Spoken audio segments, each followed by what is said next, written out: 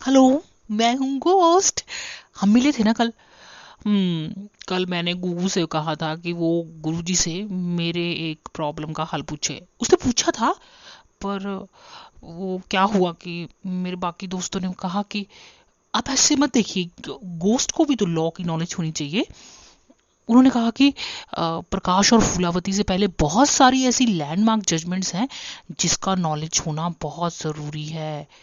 And मुझे नहीं पता गूगू कैसे रिएक्ट करेगी जब मैं उसे बोलूँगा कि तुम सारी लैंडमार्क जजमेंट्स के बारे में पूछोगी जो सक्सेशन एक्ट के साथ और सक्सेशन अमेंडमेंट एक्ट के साथ जुड़ी हैं। आई होप वो चिल्लाएगी नहीं। चलिए तो आज शुरू करते हैं चतुर और चाणक्य का ये एपिसोड मेरे साथ, यानी गोस्ट के साथ। ओ माय गॉडनेस, तुम फिर आ गए। मैंने पूछा तो था कल तुम्हारा प्रश्न। तो गोस्ट, तुम अगर ऐसे परेशान करोगे तो मैं कुछ कर भी नहीं ना सकती तुम्हारा। हा हा हा, मुझे पता है मैं गोस्ट हूँ और तुम मुझसे डरती हो। व्हाट? डरती हूँ मैं तुमसे? Ghost, please. कौन बिलीव करता है गोस्ट में वैसे भी? आई जस्ट फील एम्बेरस्ड जब तुम बार बार आके मुझे वियर्ड से क्वेश्चन पूछते हो। तुमसे कौन डरेगा? For God sake. वैसे भी तुम कितने क्यूट हो गोस्ट, तुमसे कौन डरेगा? देखो, तुमने अभी कहा मैं क्यूट हूँ, तो अपने क्यूट दोस्त की एक हेल्प करो ना। भाई आई नो। अब तुम कहोगे कि जो पहले की जजमेंट्स हैं उसके बारे में भी तुम्हें जानना है, प्रकाश फूलावती से पहले, है ना? यही बात है ना? Wow, literally you are a true friend. तुम्हें पता था कि मुझे आज क्या पूछना है। अच्छा चलो गोस्ट, अब जाओ। गुरुजी और नूरी आ रहे हैं, ठीक है ना? मिलते हैं फिर। तुम्हारे सारे प्रश्नों का हल तुम्हें मिल जाएगा। मैं धीरे धीरे सारी जजमेंट्स के बारे में पूछ लूंगी, ठीक है ना? चलो बाय। Bye bye bye. मैं तो चला। बाय गुगू। तो भाई चतुर और चाणक्य की सारी टीम हाजिर हो गई एक बार फिर। तो भाई आज क्या चर्चा का विषय है? नूरी और गुगु बताओ। जी गुरुजी, कल हमने हिंदू सक्सेशन अमेंडमेंट एक्ट 2005 के जो मेन प्रोविजंस थे वो किए थे, और ये जाना था कि कैसे उन्होंने विमेन के जो प्रॉपर्टी राइट्स हैं उसमें इक्वालिटी लेके वो आए। और जाते जाते गुग्गू ने आपसे शायद प्रकाश फूलावती इस जजमेंट के बारे में एक प्रश्न किया था। यही प्रश्न था ना गुग्गू? जी गुरुजी, प्रश्न तो यही था, पर मैंने घर जाके थोड़ा सा इसके बारे में सर्च किया तो मैंने ये देखा कि प्रकाश फूलावती से पहले भी बहुत सारी लैंडमार्क जजमेंट्स हैं जिन्होंने कि काफ़ी इम्पोर्टेंट डिसीजन दिए हैं। तो क्या गुरुजी हम उनसे शुरू कर सकते हैं? भाई देखो, कोई भी कॉन्सेप्ट जब समझना चाहिए तो उसको शुरुआत से ही समझना चाहिए। और हिंदू सक्सेशन एक्ट 1956 और अमेंडमेंट 2005 को समझने के लिए ये ज़रूरी है कि इसके जो लैंडमार्क केसेस हैं उनको ध्यान से समझा जाए। तो शुरुआत से शुरू करते हैं, चलो। भाई नूरी और गुग्गू देखो, अब इस कड़ी में हम जो सबसे पहला केस डिस्कस करने वाले हैं वो है वी तुलसम्मा वर्सेस शेषा रेड्डी का। तो अब ध्यान से सुनो। इस केस में ये हेल्ड किया गया कि जब भी हिंदू सक्सेशन एक्ट 1956 में कि जो आप सेक्शन है 14 और सबसेक्शन 1 सबसेक्शन 2 को जब भी आप स्टडी करेंगे तो उसके साथ आप किसको लेंगे? आर्टिकल 15 और आर्टिकल 39 को उसकी इंटरप्रिटेशन के लिए उसके साथ ज़रूर पढ़ेंगे।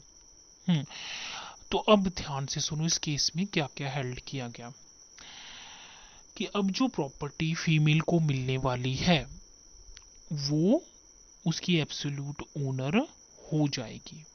ठीक है। अब सबसेक्शन 2 के अकॉर्डिंग अब ये प्रॉपर्टी चाहे इंस्ट्रूमेंट के रूप में हो, डिक्री के रूप में हो, अवार्ड के रूप में हो, गिफ्ट के रूप में हो, चाहे जिस भी रूप में हो, एक बार ही उसका जो टाइटल है फीमेल के पक्ष में हो गया या फीमेल के पक्ष में है तो वो उसकी एब्सोल्यूट ओनर होगी।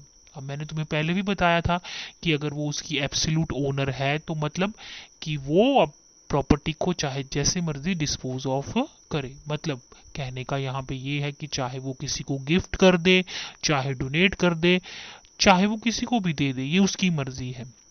ठीक है ना। अब यहाँ पे एक टर्म थी रिस्ट्रिक्टेड एस्टेट।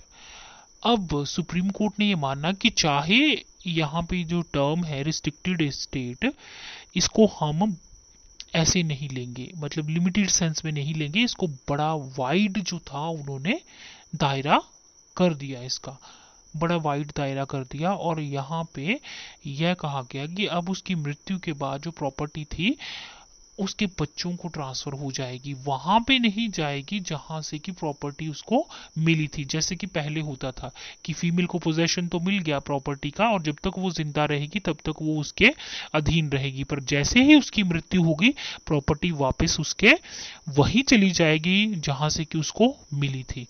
समझी? जी गुरुजी, क्योंकि हम पहले इस लॉ के बारे में पढ़ चुके हैं, तो अब इससे रिलेटेड जजमेंट को और जब केसेस को हम सुन रहे हैं तो उनको समझना बहुत ही आसान लग रहा है। भाई जहां तक मुझे याद पड़ता है दूसरा लैंडमार्क केस है गुरुपद, हाँ गुरुपद वर्सेस हीराबाई, यही केस है। अब ध्यान से सुनो भाई। इस केस में ये हेल्ड किया गया कि हिंदू सक्सेशन एक्ट 1956 के सेक्शन 6 के प्रोवाइजो के अधीन जितने भी केसेस आएंगे ना, उन केसेस में नोशनल पार्टीशन को लगाना जरूरी हो जाएगा। अब तुम बोलोगे कि भाई नोशनल पार्टीशन क्या है? भाई देखो, मान लो कि कोई व्यक्ति अपनी मृत्यु से पहले पार्टीशन करवा के नहीं गया, ठीक है। अब ज्वाइंट फैमिली प्रॉपर्टी है तो ज्वाइंट फैमिली प्रॉपर्टी का जब बंटवारा होगा तो भाई उसका शेयर कैसे निकालेंगे? उसका सेपरेट शेयर भी तो निकलेगा ना। तो उसका सेपरेट शेयर निकालने के लिए लीगल फिक्शन में उसको दोबारा से जिंदा करने की टेक्निक और उसके सेपरेट शेयर को निकालने की टेक्निक को ही क्या बोला गया?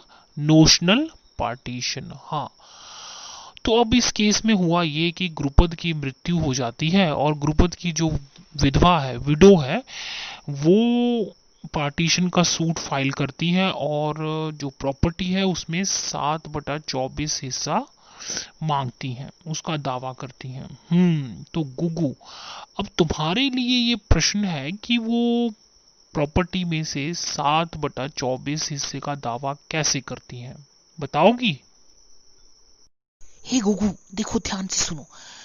अब नोशनल पार्टीशन के अकॉर्डिंग, एनपी के अकॉर्डिंग, जब पहले जॉइंट फैमिली प्रॉपर्टी में से उसका सेपरेट पोर्शन निकालना है तो देखो पहले 1/4 ईच आएगा। ईच किसको? अब एक हिस्सा गुरुपुद का, एक हिस्सा विधवा का और एक एक हिस्सा दोनों बेटों का, ठीक है। 1/4 ईच। अब गुरुपद का अपना हिस्सा कितना निकला? 1/4। तो अब इस 1/4 को दोबारा से डिवाइड कर लेंगे, किस किस में बटेगा? ये जाएगा विधवा को, विधवा के दोनों बेटों को और जो विधवा की 3 बेटियां हैं। ठीक है, समझी गुगू? ये बिल्कुल राइट आंसर है, बताओ। जी गुरुजी, जब हम पहले नोशनल पार्टीशन के अकॉर्डिंग प्रॉपर्टी का बंटवारा करेंगे तो वहाँ पे 1/4 ईच आएगा, क्योंकि वहाँ पे गुरुपद है, गुरुपद की विधवा है और उसके 2 बेटे हैं। उसके बाद गुरुपद का अपना 1/4 सेपरेट शेयर निकल आया तो इसको बांटा जाएगा। फिर अब यहाँ पे ये पोर्शन बटेगा किसमें? विधवा में, विधवा के दोनों बेटों में, और जो विधवा की 3 बेटियाँ हैं उनको भी इसमें से शेयर मिलेगा। तो इसी तरह से अगर हम टोटल निकाल के देखें तो गुरुपद की जो विधवा है उसने 7/24 हिस्से की मांग की। ठीक है ना गुरुजी? भाई मान गए गुगू, बिल्कुल सही जवाब दिया। हम्म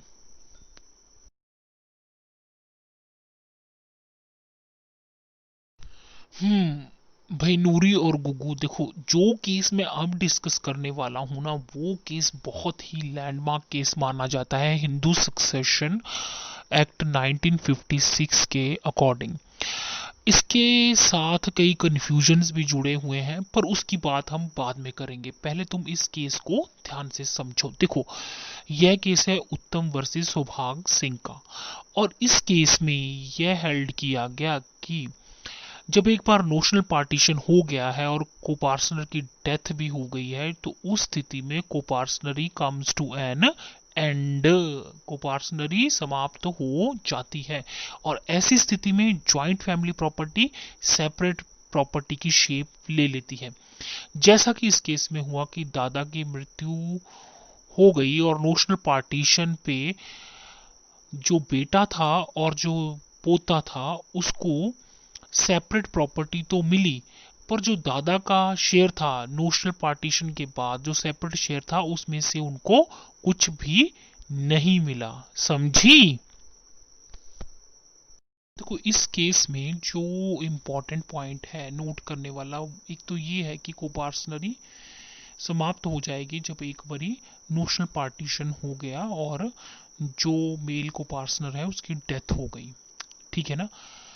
और दूसरा पॉइंट समझने वाला ये है कि ऐसी स्थिति में जो फादर है और उसका जो बेटा है यानी ग्रैंडसन है, उसको उतना ही शेयर मिलता प्रॉपर्टी में जितना कि दादा के जिंदा होने की स्थिति में अगर पार्टीशन होता तो उनको मिलता। समझी? जी हाँ, उत्तम versus Saubhagya Singh Hindu succession act 1956 में एक ऐसा केस है जिसके साथ की बहुत सारे कंफ्यूजन्स जुड़े हुए हैं। तो कुछ ऐसी ही कानूनी शंकाओं, कानूनी प्रश्नों और उनके हल को लेकर, उनके उत्तर को लेकर कल मैं फिर से चाणक्य अपनी टीम यानी नूरी और गुगू के साथ एक बार फिर आपके सामने प्रस्तुत होऊंगा। तब तक के लिए दीजिए इजाजत। धन्यवाद। अरे अरे अरे, कहाँ चल दिए आप लोग? भाई रुकिए रुकिए, भाई मुझे अभी आपसे गुरु मंत्र शेयर करना है जो मेरे गुरुजी ने मुझे बताया। तो भाई मेरे गुरुजी ने कहा कि जब भी मैं गुरुपद को पढ़ूं तो नारायण राव को याद कर लूं। जी हाँ, उन्होंने बताया कि जब भी गुरुपद को पढ़ूं तो नारायण राव को साथ में पढ़ूं, और जब मैं उत्तम को पढ़ूं तो युधिष्ठिर को याद कर लूं। मतलब जब भी उत्तम को पढ़ने बैठूं तो युधिष्ठिर को साथ में जरूर पढ़ूं। भाई तभी तो कॉन्सेप्ट क्लियर होंगे ना। और भाई देखो, अभी हमें दमन्ना, प्रकाश फूलावती और मंगामल, इन सब में भी जो कॉन्फ्लिक्ट आया उसको भी तो देखना है ना। पर उसके लिए तो हमें राकेश शर्मा का इंतजार करना पड़ेगा जो आर्टिकल 134 में रेफरेंस में गया है। और इन सब में क्या कहा गया था, कहाँ पे कॉन्फ्लिक्ट आ गया, भाई इसे जानने के लिए तो जी हाँ, आपको अगले वीडियो का वेट करना ही पड़ेगा। मैं गोस्ट आपके सामने इन सभी प्रश्नों के उत्तर के साथ अपनी पूरी टीम के साथ कल फिर यहीं पे हाजिर होऊंगा। तब तक के लिए दीजिए मुझे इजाजत। बाय, मैं तो चला।